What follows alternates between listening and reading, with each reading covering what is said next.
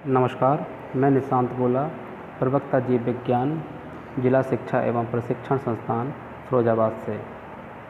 आज मैं DLED 4th semester के टॉपिक रक्त की संरचना के विषय में अपना व्याख्यान प्रस्तुत करने जा रहा हूँ। रुधिर एक लाल वाहक संयोजी ऊतक है। यह अपारदर्शी तथा चिपचिपा होता है। रुधिर हल्का क्षारीय प्रकृति का होता है, जिसकी औसत pH 7.4 होती है। ऑक्सीकृत रुधिर चमकीले लाल रंग का होता है, जबकि अनॉक्सीकृत रुधिर गुलाबी रंग का होता है। एक वयस्क मनुष्य के अंदर रुधिर की मात्रा लगभग 5.5 से लेकर 6 लीटर तक होती है। यह भी देखा गया है कि जो व्यक्ति ऊंचे स्थानों पर रहते हैं, उनके अंदर रुधिर की मात्रा नीचे स्थानों पर रहने वाले लोगों की तुलना में अधिक होती है। यदि हम रुधिर के संगठन की बात करें तो रुधिर 2 भागों में बना होता है। पहला प्लाज्मा तथा दूसरा रुधिर कणिकाएँ या रुधिर कोशिकाएँ। अब हम अध्ययन करेंगे प्लाज्मा का। प्लाज्मा पीले रंग का एक निर्जीव द्रव है। यह हल्का क्षारीय एवं चिपचिपा होता है।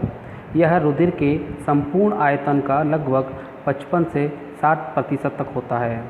प्लाज्मा में 90 से 92% जल, 1 से 2% अकार्बनिक लवण, 6 से 7% प्लाज्मा प्रोटीन एवं 1 से 2% अन्य कार्बनिक यौगिक पाए जाते हैं।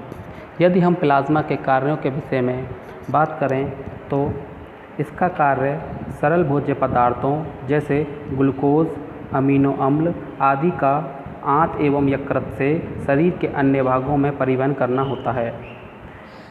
यह अंतःस्रावी ग्रंथियों से लक्ष्य अंगों तक हार्मोन का भी परिवहन करता है। शरीर के अंदर होने वाली उपापचयी क्रियाओं के दौरान बनने वाले हानिकारक पदार्थों जैसे यूरिया, यूरिक अम्ल आदि का ऊतकों से वृक्क तक उत्सर्जन हेतु परिवहन करता है। यह रुधिर की pH को भी स्थिर रखने में सहायक होता है। प्लाज्मा के अंदर रुधिर प्रोटीन एवं फाइब्रिनोजन पाया जाता है, जो जख्म अथवा क्षति पहुंचने पर रुधिर का थक्का जमाने में सहायता करते हैं। यह ऊतक द्रव्य का निर्माण करता है, जो ऊतकों को आर्द्र रखता है और रुधिर एवं कोशिकाओं के मध्य पदार्थों के आदान प्रदान में सहायता करता है। अब हम अध्ययन करेंगे रुधिर के संगठन के दूसरे भाग रुधिर कणिकाओं के विषय में। यह कोशिकाएं प्लाज्मा में पाई जाती हैं और यह रुधिर का 40 से 45% भाग बनाती हैं। रुधिर कणिकाओं का प्रतिशत हीमोक्रेटिक वैल्यू कहलाता है। मनुष्य में सामान्य हीमेटोक्रिट वैल्यू अथवा पैक्ड सेल वॉल्यूम 40 से 45% होता है। यदि हम रुधिर कणिकाओं की बात करें तो यह 3 प्रकार की होती हैं। पहली लाल रुधिर कणिकाएँ RBCs या इरिथ्रोसाइट्स। दूसरी सफ़ेद रुधिर कणिकाएँ WBCs या ल्यूकोसाइट्स। तीसरी रुधिर प्लेटलेट्स। अब हम चर्चा करेंगे लाल रुधिर कणिकाओं के विषय में। इन्हें हम इरिथ्रोसाइट्स भी कहते हैं। यह स्तनधारियों के अलावा सभी कशेरुकियों में अंडाकार, द्विउत्तल एवं केंद्रकीय होती है। स्तनियों में ऊंट एवं लामा को छोड़कर सभी की RBCs गोलाकार, द्विअवतल, बाइकॉन्केव और केंद्रकविहीन होती है। RBCs की संख्या महिलाओं में पुरुषों के से कम होती है। RBCs की संख्या का निर्धारण हीमोसाइटोमीटर द्वारा किया जाता है। हम पहले ही बता चुके हैं कि ऊंचाई वाले स्थानों पर रहने वाले व्यक्तियों के अंदर RBCs की संख्या नीचे स्थानों पर रहने वाले व्यक्तियों की अपेक्षा ज़्यादा होती है।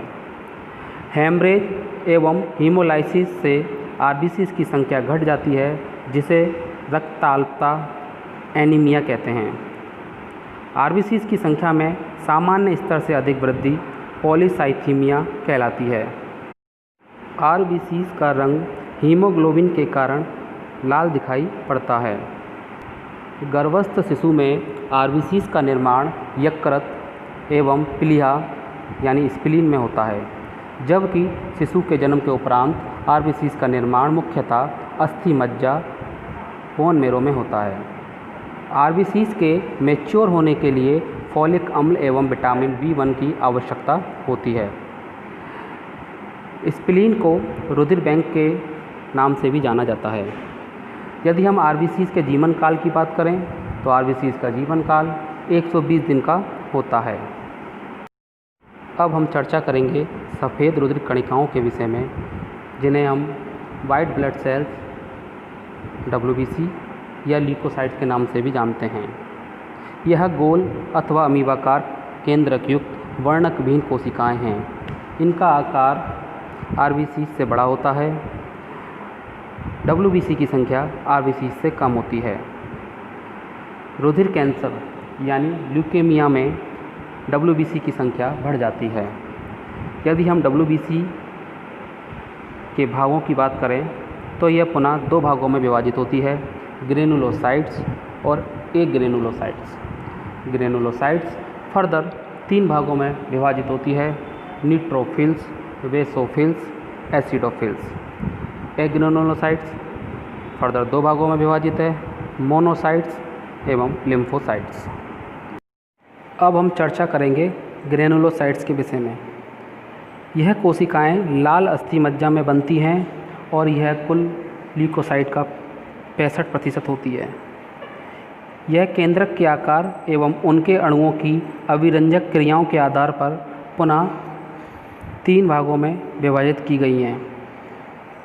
पहला न्यूट्रोफिल, यह WBC की कुल संख्या का लगभग 62% होती है। इनके कोशिका द्रव्य में महीन कण पाए जाते हैं जो अम्लीय एवं क्षारीय अभिरंजकों के द्वारा अभिरंजित होते हैं तथा बैंगनी रंग के दिखाई पड़ते हैं। इनका केंद्रक 3 से 5 पॉलीयुक्त होता है। इनका जीवन काल 10 से 12 घंटे तक होता है तथा यह शरीर में एक रक्षक के भांति कार्य करती हैं। दूसरा बेसोफिल, यह साइनोफिल्स भी कहलाती हैं। इनके कोशिका द्रव्य कण बड़े होते हैं जो नीले रंग के दिखाई पड़ते हैं। केंद्रक 2 अथवा 3 पॉलीयुक्त अथवा एस के आकार का होता है। इनका जीवन काल 12 से लेकर 15 दिन का होता है। यह हेपेरिन एवं हिस्टामाइन को सिक्रीट कर रुधिर का थक्का जमने से रोकते हैं। तीसरा है एसिडोफिल, ये ईसनोफिल भी कहलाती हैं। इनका केंद्रक द्विपालीयुक्त होता है। इनका जीवन काल 14 घंटे का होता है। जब हमें किसी प्रकार की कोई एलर्जी होती है तो शरीर में इनकी संख्या बढ़ जाती है। यह शरीर में होने वाले घावों को भरने में सहायता प्रदान करती हैं। अब हम चर्चा करेंगे सफ़ेद रुधिर कणिकाओं के दूसरे भाग एग्रेनुलोसाइट्स का। यह कुल WBC का लगभग 35% भाग होती है। इन्हें भी 2 भागों में विभाजित किया हुआ है। पहला मोनोसाइट्स, यह सबसे बड़ी ल्यूकोसाइट्स है। यह कुल ल्यूकोसाइट्स का लगभग 5.3% भाग बनाती है। इनका केंद्रक अंडाकार, वृक्क अथवा घोड़े की नाल के आकार का होता है। मोनोसाइट्स का निर्माण शरीर के अंदर उपस्थित लिम्फ नोड एवं प्लिया में होता है। यह अत्यधिक मोटाइल होती हैं। इनका जीवन काल कुछ घंटों से लेकर कई दिनों तक हो सकता है। लिम्फोसाइट्स, यह ल्यूकोसाइट्स का लगभग 30% भाग बनाती है। इनका केंद्रक बड़ा और गोल होता है तथा कोशिका द्रव्य पतली परिधीय परत बनाता है। यदि हम इनके निर्माण की बात करते हैं तो इनका निर्माण शरीर में उपस्थित थाइमस, लिम्फ नोड, प्लिया तथा टॉन्सिल में होता है।